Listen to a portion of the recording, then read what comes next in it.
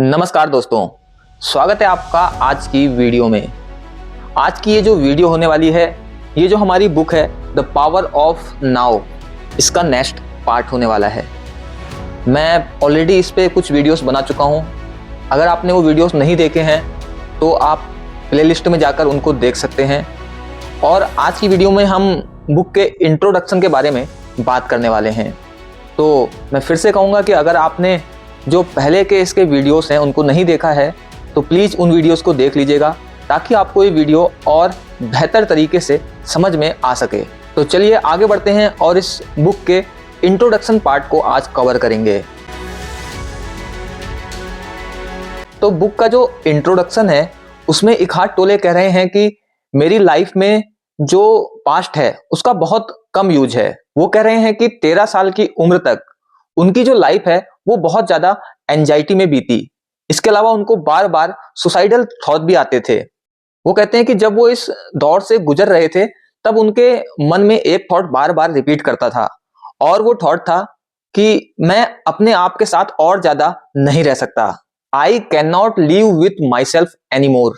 तो जब ये थॉट उनके दिमाग में बार बार आया तब उन्होंने सोचा कि मैं एक हूं या दो, क्योंकि अगर मेरे माइंड में ये थॉट आ रहा है कि मैं अपने आप के साथ नहीं रह सकता तो इसका मतलब है कि दो मैं हैं।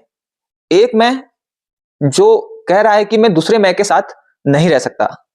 तब उन्होंने जब इस बारे में ज्यादा सोचना शुरू किया तो उन्हें ऐसा लगा कि हो सकता है कि इनमें से केवल एक ही मैं सच हो। और ये जो घटना बता रहे हैं वो ये खासकर एक रात की है। उस रात की घटना का वो जिक्र कर रहे हैं और अब आगे और इस घटना के बारे में बताएंगे। तो इस बुक में तो ये चीज मेंशन नहीं है जो इस घटना को कहा जाता है, बट अगर आप थोड़ा स्पिरिचुअल चीजों को पढ़ेंगे तो आप जानेंगे इस चीज को कहा जाता है dark night of the soul. But उस चीज में ज्यादा डिटेल में नहीं जाएंगे और फिलहाल इसी बात पर और आगे बढ़ते हैं कि इकहार्ट टोले इस बारे में और क्या कह रहे हैं और उनके साथ आगे फिर क्या हुआ। तो वो बोल रहे हैं कि उस दिन वो पूरी तरीके से कॉन्शियस थे, बट उनके माइंड में कोई थॉट नहीं था। वो बता रहे हैं कि वो अपने आसपास एक अजीब से डर से घिर गए थे और उनकी जो बॉडी है वो पूरी तरीके से हिलने लगी थी। लेकिन उनके अंदर से आवाज आई, रजिस्ट नथिंग, मतलब रोको मत। और वो कह रहे हैं कि ये जो आवाज थी उनके दिल से आई थी। उन्हें ऐसा फील हुआ जैसे ये आवाज उनके चेस्ट से आई है, उनके इस एरिया से आई है। तो जब रजिस्ट नथिंग की आवाज आई तो उन्होंने रजिस्ट करना बंद कर दिया और कुछ टाइम बाद जो फेयर है वो पूरी तरीके से गायब हो गया। इसके बाद कुछ देर जो ये प्रोसेस चला, उसके बाद जब इकहार्ट टोले अपने थोड़ा सेंस पे आए तब उन्होंने एक चिड़िया की आवाज सुनी। वो खिड़की के बाहर झांकने लगे और वो जो चिड़िया की आवाज थी वो उस बर्ड की आवाज उन्होंने पहले कभी नहीं सुनी थी।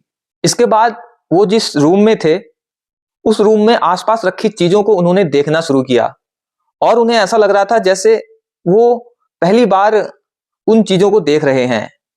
उन्हें लग रहा था वो एग्जिस्टेंस में बिल्कुल आए हैं और उनके लिए सब कुछ नया फ्रेश जैसा लगने लगा। वो कहते हैं कि इस घटना के बाद लगभग 5 महीने तक वो इसी तरीके से शानदार जॉय और ब्लिस के साथ रहने लगे। उनके अंदर एक पीस था। लेकिन 5 महीने के बाद वो जो स्टेट थी वो बोल रहे हैं कि वो शायद धीरे धीरे जाने लगी, बट उनका जो पीस था वो वैसा का वैसा था।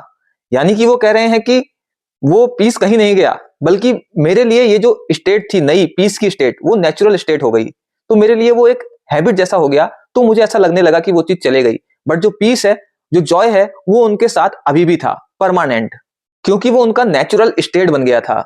इस घटना के बाद उन्होंने जानना चाहा कि आखिर मेरे साथ हुआ क्या। इसलिए उन्होंने स्पिरिचुअल बुक्स पढ़ना स्टार्ट किया और उन्होंने स्पिरिचुअल जो टीचर्स थे उनके साथ रहना और उनकी टीचिंग्स को लेना शुरू किया। उसके बाद उन्हें पता चला कि जो स्पिरिचुअल रास्ते में हैं, जो भी लोग स्पिरिचुअल टीचिंग्स ले रहे हैं, वो वही पाना चाह रहे हैं जो ऑलरेडी उनके साथ हो चुका है। जबकि इससे पहले उन्होंने कभी भी इस तरह की स्पिरिचुअल टीचिंग या स्पिरिचुअल बुक्स नहीं पढ़ी थी। तो उन्होंने जो अपना अनुमान लगाया उसके अकॉर्डिंग उनकी जो कॉन्शियसनेस थी वो उनके इगोइक सेल्फ की, फेक सेल्फ की जो अनहैप्पीनेस थी उससे दूर हटना चाहती थी। वो उनका जो इगोइक सेल्फ था वो अपने आप से इतना फ्रस्ट्रेट हो चुका था कि उनकी जो कॉन्शियसनेस है, जो रियल यू है, वो उस आइडेंटिफिकेशन को हटाना चाहता था। शायद इसीलिए उस रात उनके साथ ये घटना घटी और जो रियल सेल्फ है, जो कॉन्शियसनेस है, उसने उस फेक सेल्फ से विड्रॉ कर लिया, उस आइडेंटिफिकेशन से विड्रॉ कर लिया। और यही बात मैं आपको पहले बता रहा था कि ये कुछ लोगों के साथ होता है और इसको बोलते हैं dark night of the soul. और कॉन्शियसनेस ने जिस आइडेंटिफिकेशन के साथ विड्रॉ किया, वो जो सेल्फ था जिनको वो मान रहे थे कि मैं हूं, वो असल में एक फेक आइडेंटिटी थी, वो सच था ही नहीं। और यही सब कुछ हमारे साथ भी होता है। हम जो मानते हैं कि हम हैं, जो आपको नाम दिया गया है, चेहरा दिया गया है, जो आपके माइंड की कंडीशनिंग हुई है, उसके अकॉर्डिंग आप सोचते हैं कि आप वो हैं, बट आप वो नहीं हैं। हालांकि इस बारे में हम बुक के अकॉर्डिंग चलेंगे तो हम आगे ही बात करेंगे, यहां पर हम डिटेल में उसके बारे में बात नहीं करेंगे। इसके बाद वो बोल रहे हैं कि एक टाइम ऐसा आया जब उनके पास कुछ भी नहीं था। उनके पास ना तो कोई रिलेशनशिप थी, ना ही कोई जॉब थी, ना ही कोई घर, ना ही कोई सोशल आइडेंटिटी। और इस तरीके से उनने एक पार्क के एक बेंच में 2 साल गुजारे। लेकिन इस दौरान भी वो शांति की अवस्था में थे और जो एक जॉय होता है वो उनके अंदर पूरा था। उन्हें किसी चीज की चाहत नहीं थी, अंदर से खुशी थी, उनको किसी चीज की उन्हें आवश्यकता ही महसूस नहीं हुई।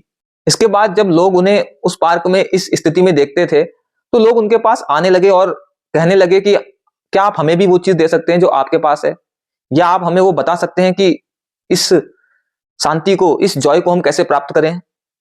तो वो कहते थे कि ये जो चीज है ये आपके पास ऑलरेडी है, बस आपका जो माइंड है वो बहुत ज्यादा शोर कर रहा है, जिस वजह से आप उस तक पहुंच नहीं पा रहे या आपका ध्यान उस ओर नहीं जा रहा।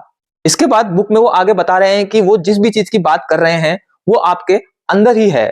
वो कह रहे हैं कि मैं आपको ऐसा कुछ भी नहीं बता सकता जो आप पहले से नहीं जानते।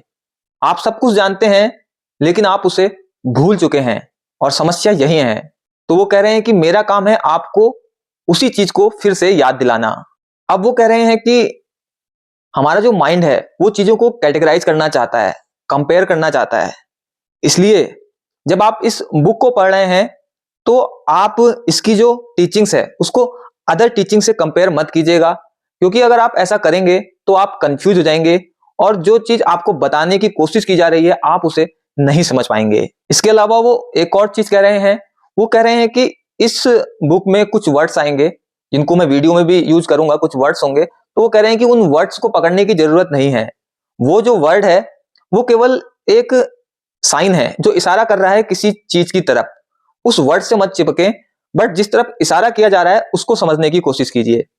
तो यहां पर वो एक अलर्ट दे रहे हैं कि किसी भी वर्ड से चिपकने की जरूरत नहीं है, बस जो बात बताई जा रही है उस वर्ड के थ्रू उसको समझने की कोशिश करनी है। तो आज की वीडियो में हमने बुक का इंट्रोडक्शन पार्ट देखा है।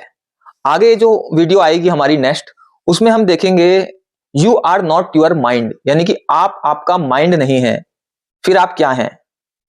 इस बारे में आगे की वीडियो होने वाली है। तो आगे की वीडियो अगर आप देखना चाहते हैं तो चैनल को सब्सक्राइब कर लीजिएगा और बने रहिएगा, जल्द ही हम वीडियो अपलोड करेंगे।